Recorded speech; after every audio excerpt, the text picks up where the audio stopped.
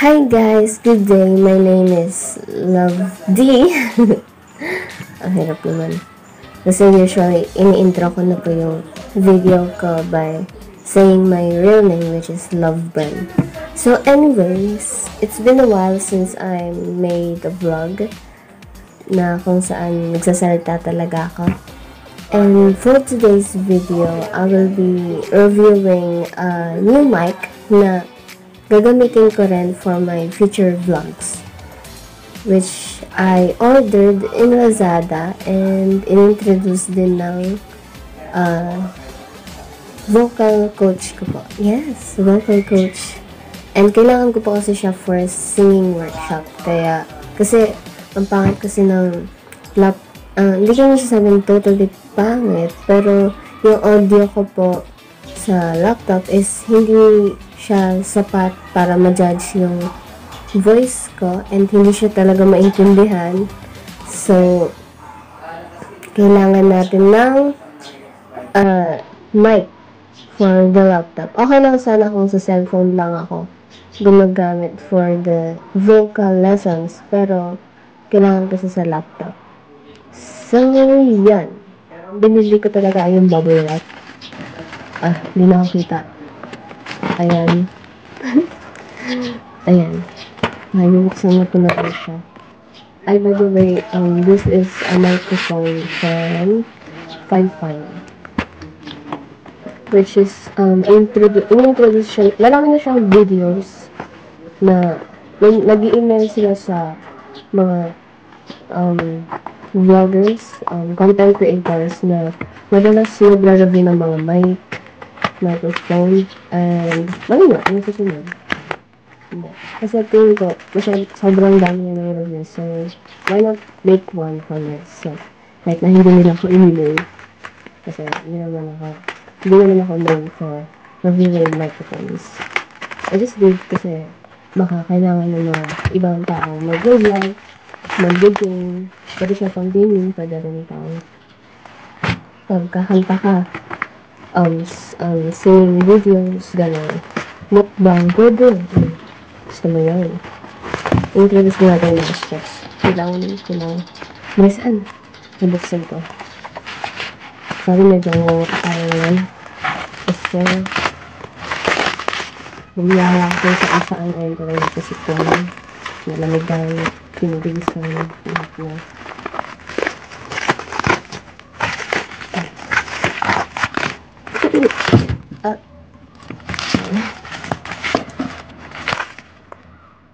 Ang dami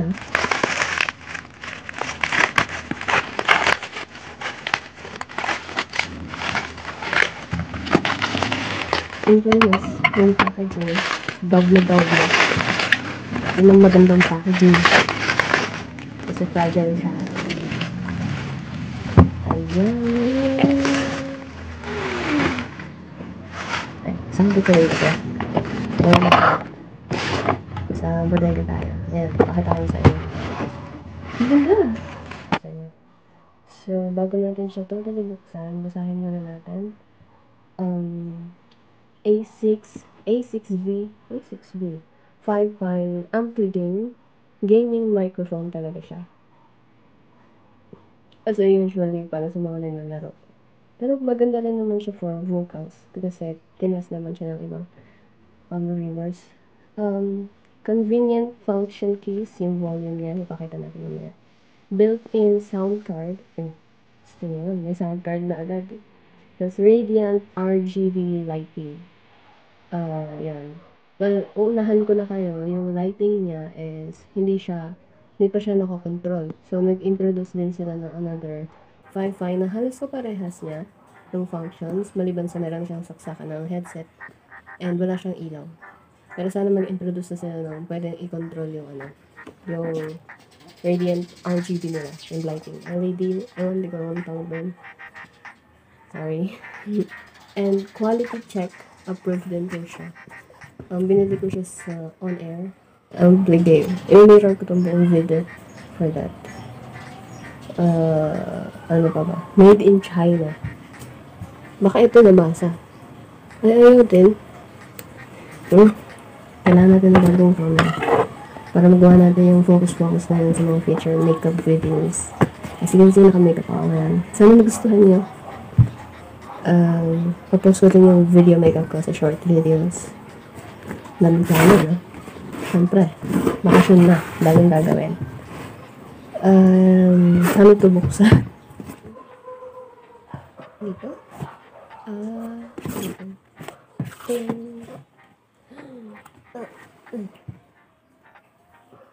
Meron siyang yung tawag dito? Manual? Is it a manual? A user's guide. Pero pwede rin siyang tawaging manual. Ayan, customer. Ayan pa, meron tayong user's manual na pwede natin gamitin for we can use this for our help sa pag-review ng mic na ito para wala tayong makaligtaan. Pero hindi naman natin ipapakita lahat. Yung points. And here we go. The mic. The one and only. Nabida ng video na to. And here it is. Oh my gosh.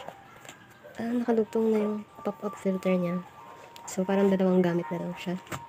Ayan. Listen natin. Ayan po siya. Meron siyang smile face which is totally cute. Logo ng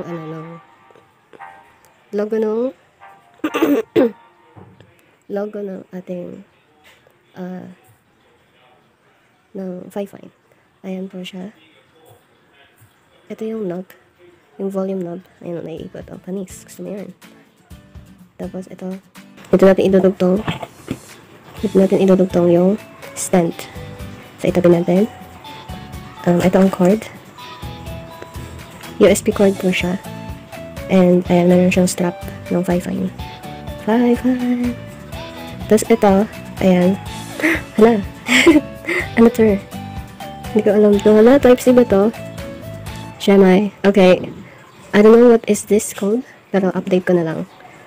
Shems. I don't know about this though. But I hope I can find something na pwedeng mapalitan to. For Mac users lang ata to eh. Ay, hindi. Ito yung dito mo idudugtong. Ayan. Dito natin idudugtong. Akala ko hindi ko magagamit yung cord. Grabe ang chaotic naman ng review na to. Ayan, doon natin siya idudugtong later. Okay? And the last one.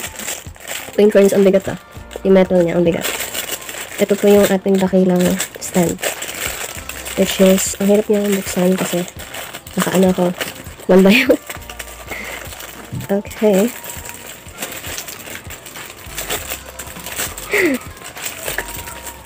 Karoon lang talaga ako ng magandang camera. Karami dyan. Kaya noon lang ng videos ko. Pabili lang akong camera. Okay, ako sino gusto mag-donate.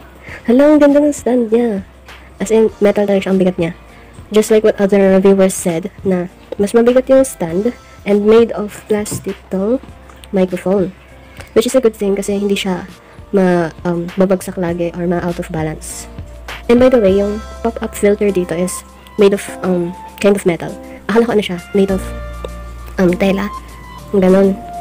Like mesh na tela. Pero hindi. Made of ano siya. Parang screen na metal, ganon. Nakita talaga ng smile. Papangiti ka kada nagamitin mo siya. Yes. Fine, baka naman. Ayan. Papakita ko na kung paano siya. Kung paano natin siya maitatayo. Wow, okay. Here you go. Pero masyado ito. Wala ko di pagkakaano ko. Aray. Naipit ang bigat niya talaga. As in, made of metal. So anyways, tagalin na natin ang box.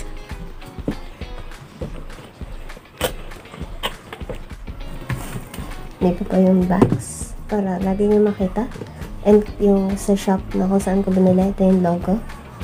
Hindi nyo pa po makikita yung dakilang ano niya, yung pangalan. Pero on-air studio po siya. And as you can see, legit naman po yung star. So, punta na kayo sa on-air studio ng Lazada. So, ito po yung stand. Hindi ko pa lang ito. Flat na. Parang usog-usog siya. Ang pinaganda din pala niya is, meron siya nitong mga maliliit na parang knobs. Ganon. I don't know what is it called, pero it was made of rubber that restricts na masyadong gumalaw-galaw tong stand. Okay, next is yung mic. I smile. Maybe we will use this, this thing para lumuwag. So we will put it. We will put this on the stand. And then, it is pretty stable kasi yun nga, mas mabigat yung stand kasi sa mic. Wherein the mic itself is made of plastic. So, matibay kasi plastic. Hindi mo na rin masira. So, ayan. Mas malaki na po siya at hindi na po ako nakikita. Okay. And then, okay, alis muna tayo, Brent. Kasi kailangan natin siya. Ang cute niya, mukha siyang robot. Okay, so mga liwanag pala nung pinili kong espasyo. Dito na lang. Ayan. Ay, hindi, ito na nga lang. Yung mic naman ng i-introduce ko, hindi yung wake up. Sorry po, masyado po tayo maliwanag. Ayan. Selfie. Char. Nag-selfie po talaga tayo. Next is, ang cute nito kasi ngayon lang nakakita ng cover. Ang liwanag talaga. Ayan. Ngayon lang nakakita ng cover nito. At meron pa rin siya nakalagay na 5-5. So cute! I love it kapag nakikita ko lagi yung brand name sa mga mismong niya. Lalo na to, ang talino. Yung logo, ang astig. Bibihira lang nilalagay ng logo sa mismong pop-up filter. Kasi masyadong komplikado yung filter. Ay, yung logo ng ibang brand to put it on the pop-up filter. And this one, they really improvised it for this purpose. To, just low-key promote it every time the vlogger uses it. So, yan.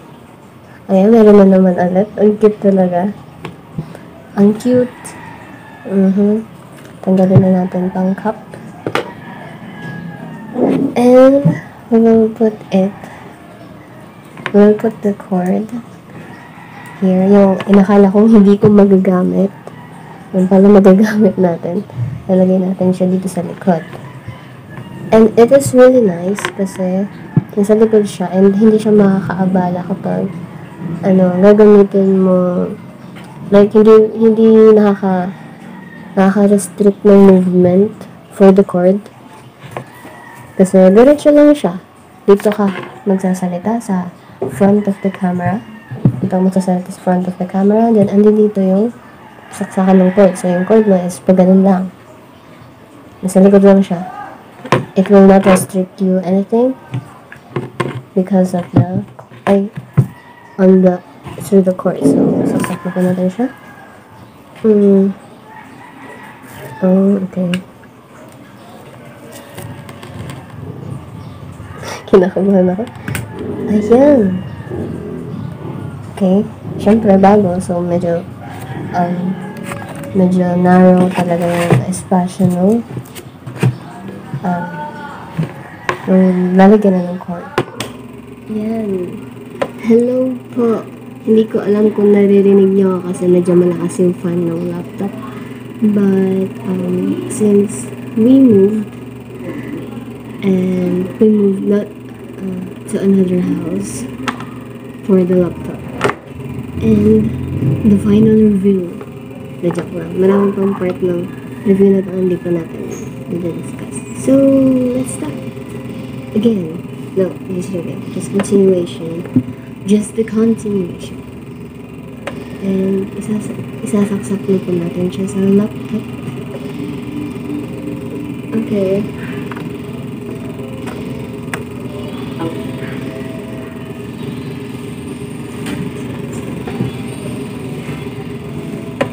Actually, punas ko na siya kanina. And thank you, Lord, kasi I can finally use it. Kasi gumagana siya. Kasi dati, bumili ako ng mic. Hindi siya gumagana. Like, seryoso, hindi siya gumagana. And sayang yung pera ko ako that time. Buti lang hindi siya umabot ng 1,000. Ayan, eto na po. Gumagana siya. Okay,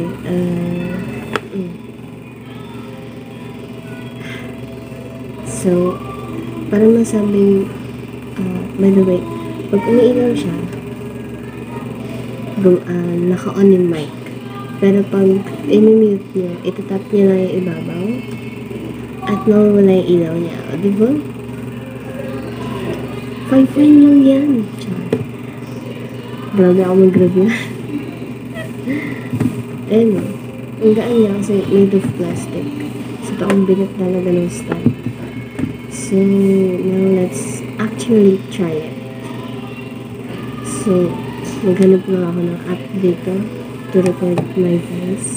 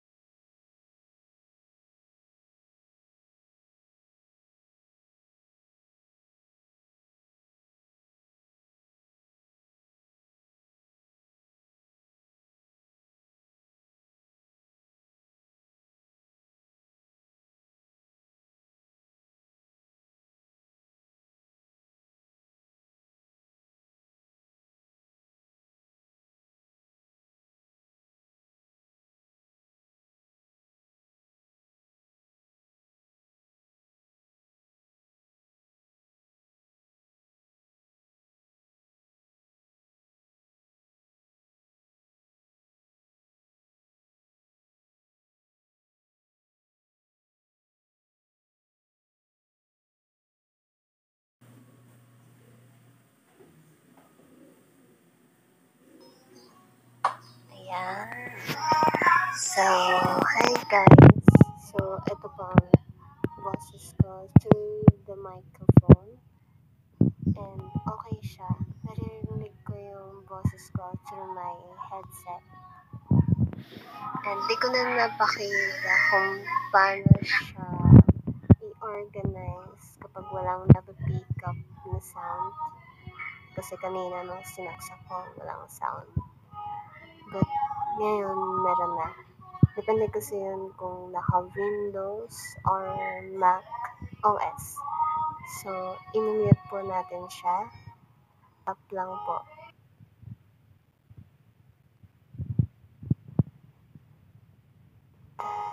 Ngayon, meron na ulit. Diba? And also, according sa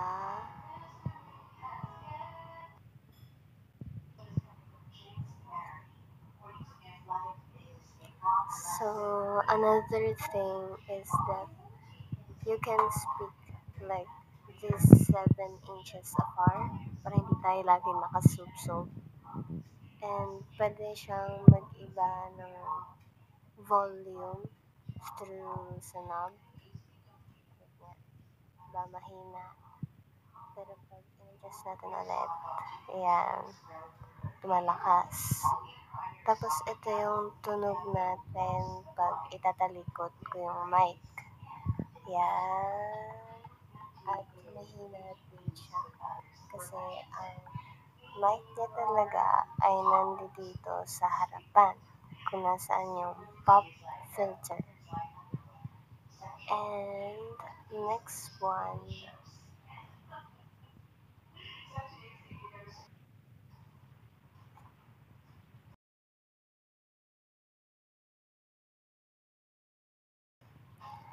And the next one, sayang kasi hindi ko siya matetest through an acoustic guitar.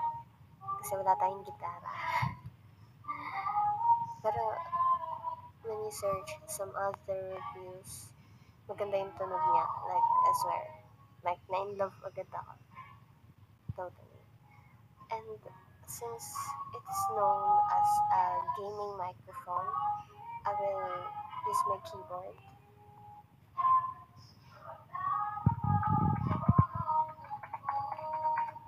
Ayan, naririnig niyo ba? Well, naririnig siya through my headset. So, ganyan siya. Yun. So, yeah. Okay. So, I will end the video here. Oh yeah, I just want to say na medyo may echo pa siya. Pero pwede siyang i-adjust through a software which is currently na wala ako nun. And yeah, I'm gonna end this video here and I hope you buy it for only 2,599. This A6V gaming microphone ampli ng Fifine sa On Air Studio ng Lazada. So yeah, see you on my next video. Bye! Wala talagang echo, delay lang na millisecond sa headset. Pero yun, ang ganda niya. Pinakinggan ko na talaga.